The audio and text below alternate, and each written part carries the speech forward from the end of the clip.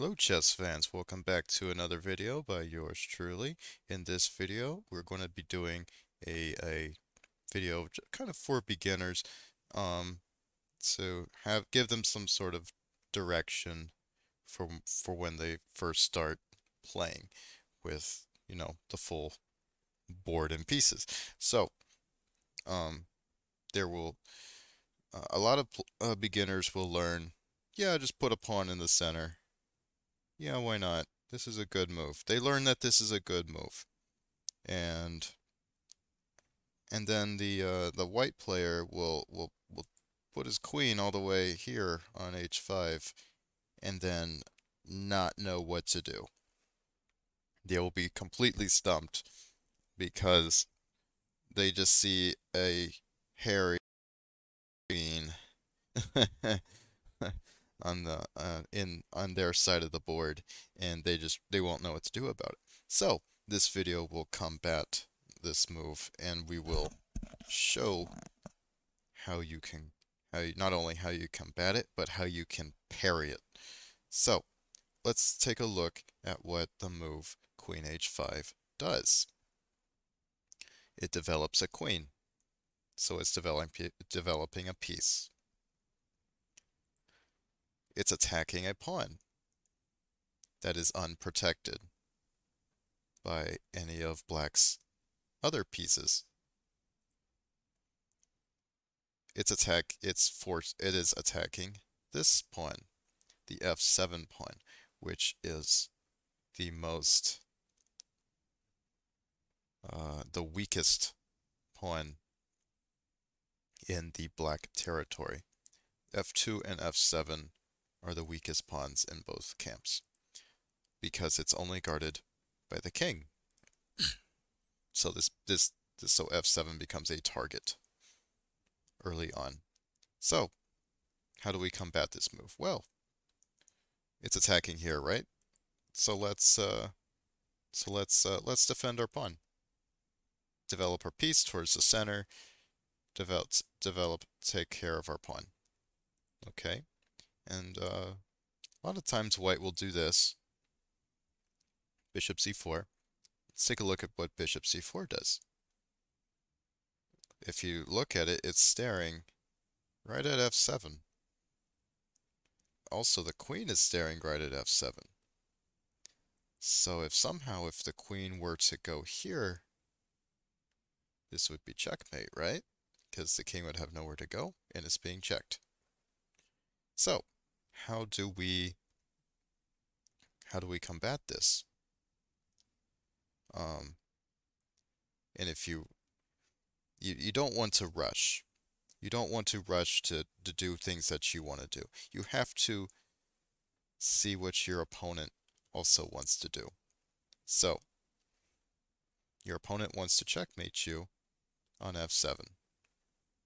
And a lot of players will just rush in, attack the queen, thinking the queen will move away, and then oops, there's a checkmate, and they've lost. And they cry. So how do you parry this? How do you the best way is to just block.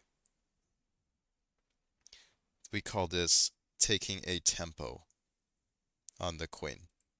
Now tempo is time in chess speak.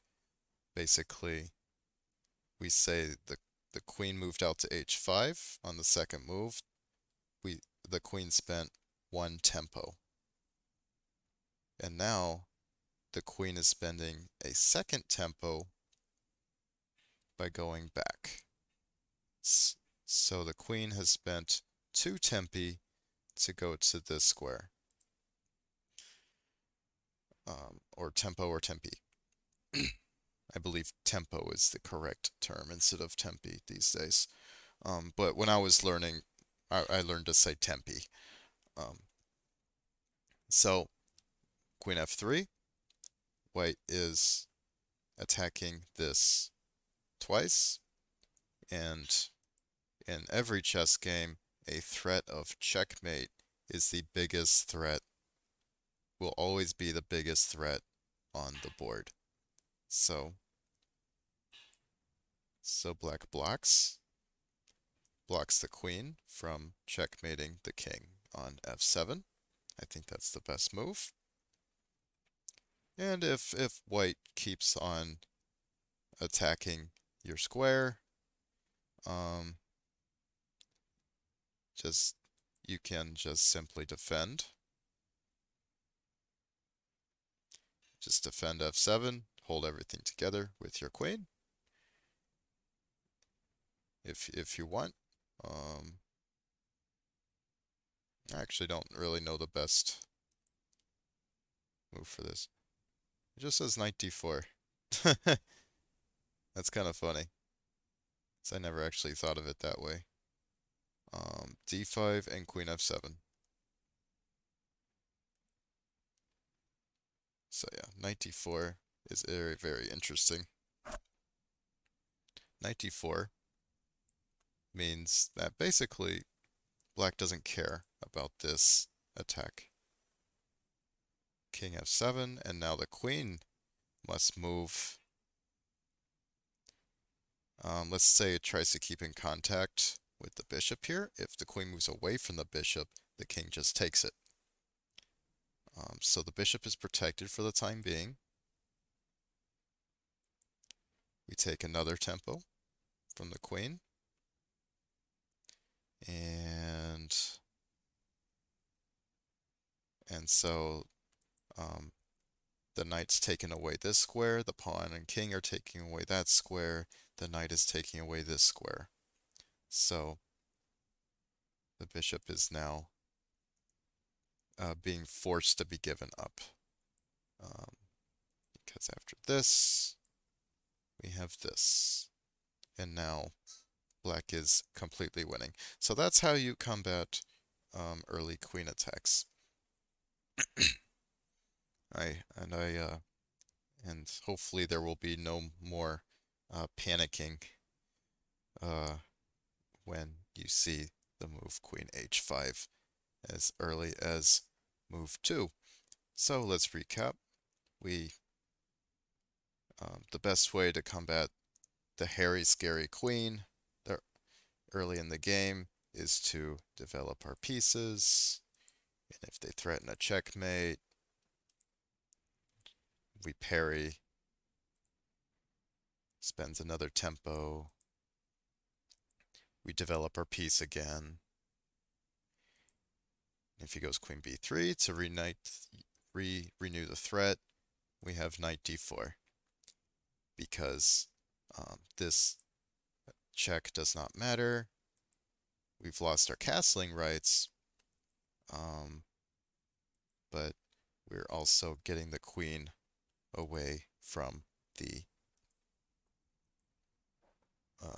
bishop, and now the king can capture.